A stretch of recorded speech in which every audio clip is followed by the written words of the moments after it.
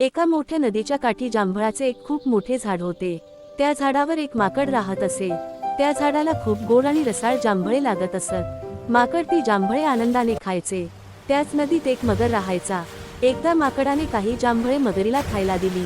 मगरीला ती जांभळे खूप आवडली। अशा प्रकारे दोघांमध्ये मैत्री झाली। माकड रोज मगरीला गोड जांभळे तोडून देऊ लागला।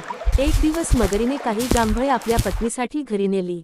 जांभळे खाऊन ती म्हणाली, ही जांभळे जर इतकी गोड आहेत, तर ती रोज खाणाऱ्या माकडाचे काळजी हृदय किती गोड असेल। मला त्या माकडाचे काळजी खायचे आहे। मगरीने आपल्या मित्राला फसवण्याचे ठरवले।